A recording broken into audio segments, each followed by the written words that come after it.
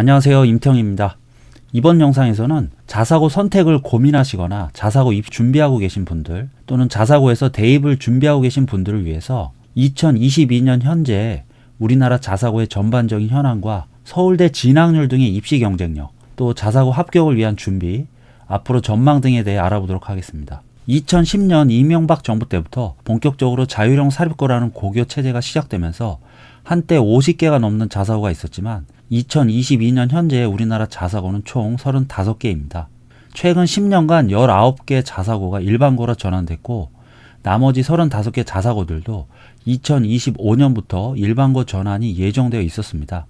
그런데 최근 대통령 선거를 통해서 정권 교체가 예고되면서 자사고가 그 지위를 계속 유지할 가능성이 높아졌다는 게 일반적인 전망입니다. 자사고 정책이 어떻게 될지 아직 시간을 좀 두고 봐야겠지만 아마도 올해 중3 학생들이 원서를 쓰기 전까지는 그 방향성이 어느 정도 나올 것으로 보고 있습니다. 설사 원래 계획대로 자사고가 폐지된다고 하더라도 현재 중2 학생들까지는 자사고 진학이 가능한데요. 문제는 이제 중1 학생들입니다. 새 정부 정책 방향에 따라서 중1 학생들은 자사고 지원이 가능할 수도 있고 불가능할 수도 있습니다. 하지만 자사고 입시 준비가 꼭 중1 때부터 일찍 시작해야 하는 것은 아니니까 혹시라도 자사고 진학을 계획하고 계신 중1 학생분들은 일단은 중학교 교육과정과 학교 활동에 충실하면서 향후 정책 방향성이 보다 확실해지면 그때 가서 구체적인 진학 계획을 잡으셔도 늦지 않겠습니다. 물론 자사고가 계속 유지된다 하더라도 자사고의 특성을 잘 알고 지원하는 게 중요합니다. 자사고와 일반고의 가장 큰 차이점은 교육과정, 그러니까 우리 학생들이 학교에서 듣는 교과 수업이나 활동 시간을 얼마나 더 자유롭게 구성할 수 있느냐에 있습니다. 자사고 초창기에는 이런 자율성을 활용해서 자사고가 입시에 중요한 국영수 과목 위주로 수업을 구성하기도 했었는데 이후에 고교 학점제가 단계적으로 도입되면서 최근에는 심화교과 중심의 다양한 선택 과목들을 늘리는 방식으로 일반고와 차별성을 두고 있습니다. 학생들 입장에서는 일반고에서보다 과목 선택이나 심화 수업의 기회가 더 많다는 게 장점이라 할 수 있겠습니다. 일반고들도 최근에는 선택 과목이 늘고는 있지만 상위권 자사고들 같은 경우에는 일반고보다 두세 배 이상 많은 선택 과목들이 편성되고 있습니다. 물론 자사고들도 학교에 따라서 큰 차이가 있는데요. 일단은 도표에 보시는 것처럼 전국 단위 모집 자사고와 광역 단위 모집 자사고로 나눠볼 수 있습니다. 전국 단위 모집 자사고는 총 10개가 있는데 말 그대로 학생이 사는 지역과 상관없이 지원할 수 있는 학교들입니다. 다만 이 중에서 서울의 하나고 같은 경우만 서울 학생들로 지원을 제한하고 있는데요. 과거에는 하나금융그룹 임직원 자녀들에 대한 전국 단위 모집 전형이 있었지만 여러 사정으로 인해서 사라진 상태고 지금은 다문화 가정 자녀나 군인 자녀 등 사회통합 전형 대상자 일부만 전국 단위로 지원이 가능한 상태입니다. 반면에 25개 광역 단위 자사고들은 각 학교가 소재한 광역시도 중학생들만 지원이 가능합니다. 예를 들어서 서울 지역 자사고들은 서울 학생들만 지원이 가능하고 인천 포스코고는 인천 학생들만 지원이 가능한 거죠. 그동안 일반고로 전환된 자사고는 모두 이 광역 단위 모집 자사고였는데요. 문재인 정부가 들어선 직후부터 지속적으로 자사고 폐지론이 대두됐었기 때문에 아직 살아남은 자사고들 중에서도 최근 몇 년간 신입생 정원을 채우기가 어려운 학교들이 적지 않은 상황입니다. 그래서 최근에 자사고에 진학한 학생들도 지원할 당시부터 선배들보다 고민이 많았었습니다. 대입에서도 교과 전형이 늘고 학종에서 비교과 영역이 축소되고 있는 분위기다 보니까 아무래도 자사고 진학 후 대입 유불리를 따지는 과정이 다소 복잡할 수밖에 없었습니다. 사실 개별 고교들의 입시 경쟁력 변화를 정확하게 따져보는 게 생각보다 쉬운 일은 아닌데요. 서울대 입시 결과만 두고 보면 자사고들의 최근 입시 경쟁력이 과거에 비해 부진했다고 보긴 어렵습니다. 최근 4년간 서울대 합격자 중 자사고 학생 수 변화를 살펴보면 2019학년도부터 2021학년도 대입까지는 520명 내외로 큰 변화가 없었고 가장 최근인 2022학년도 대입에서는 572명으로 비교적 큰 폭의 합격자 수 증가가 눈에 띄었습니다. 서울대가 2022학년도에 정시 선발 비중을 크게 늘린 영향이 컸다고 볼 수 있고요. 이 서울대 합격자 수를 자사고 전체 학생 수로 나눠보면 35개 자사고들의 서울대 평균 진학률은 약 5.1% 정도로 나타났습니다.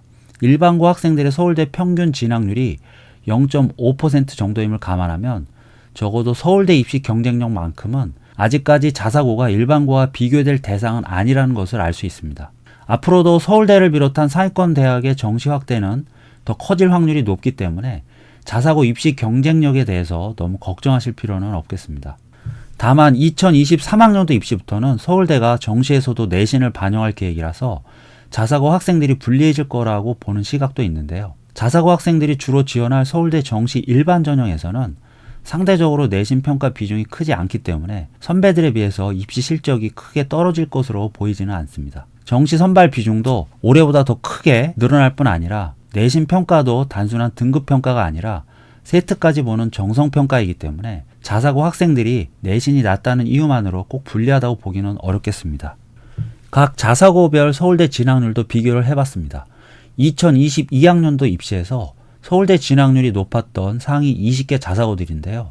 참고로 각 고교별 합격자 수 산출은 조사 발표 기간에 따라서 약간의 차이가 있을 수 있기 때문에 대략적인 수치로만 이해하시면 좋겠습니다. 어쨌거나 하나고, 외대부고, 민사고 등이 20% 내외의 높은 진학률을 보였고 주로 전국 단위 모집 자사고나 서울 강남권 자사고들의 서울대 진학률이 유독 더 높다는 걸 확인해 볼 수 있었습니다. 특히 전국 단위 모집 10개 자사고들의 서울대 평균 진학률은 약 10% 정도로 자사고 전체 평균보다도 2배나 높았습니다. 전국 단위 모집 자사고들의 이런 막강한 입시 경쟁력은 아무래도 신입생 선발에서부터 시작된다고 볼 수 있겠는데요. 기본적으로 중학교 내신이 우수한 학생들이 지원을 많이 하고 서류 면접 평가도 변별력이 적지는 않기 때문에 출발부터 대입 경쟁력을 어느 정도 갖춘 학생들이 모였다 볼 수 있겠습니다. 신입생 선발 방식은 학교마다 약간 차이가 있지만 기본적으로 1단계 내신, 2단계 서류 면접 평가를 하고요. 과거에 경쟁률이 높았을 때에는 주요 과목 내신에 B가 있는 학생들은 1단계 통과가 어려운 학교가 많았었는데 최근에는 경쟁률이 높지 않았기 때문에 외대부고, 인천 하늘고 정도를 제외한 나머지 학교들은 내신 올 A가 아니더라도 대부분 1단계 통과가 가능했습니다.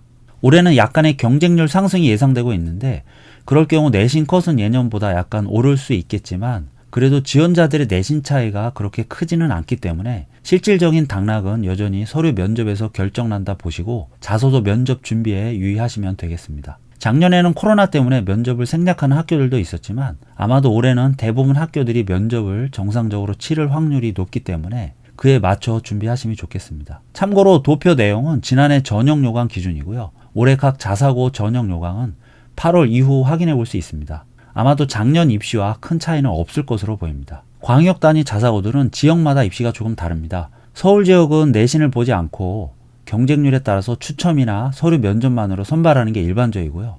지난해에는 코로나 때문에 면접을 보지 않고 추첨 선발만 시행했습니다. 서울 이외의 광역 자사고들은 전국 단위 자사고들처럼 1단계 내신, 2단계 서류 면접 평가가 일반적이지만 세부 사항은 학교에 따라 약간 다를 수 있기 때문에 각 학교 전형 요강을 자세히 확인해 보셔야 하겠습니다. 앞서도 말씀드렸듯이 매년 7, 8개 학교들은 정원 미달로 지원자 전체가 합격했기 때문에 별도의 선발 과정이 없었습니다.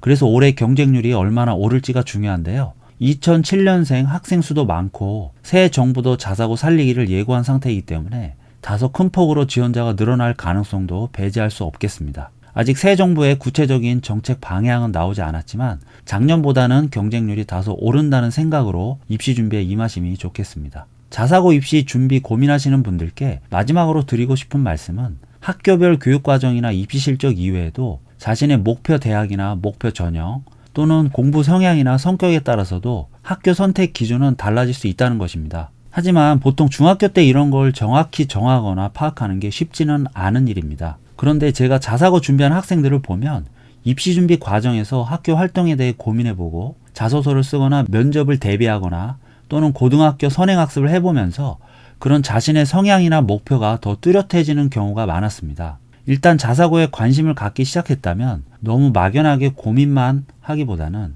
설사 중간에 방향을 바꾸게 되는 일이 생길지라도 일단은 입시에 도전해본다는 마음가짐으로 접근해 보는 게 좋겠습니다. 그래야만 구체적인 자기 파악이 가능하고 그런 접근은 시기가 빠르다고 해서 나쁠 건 없겠습니다.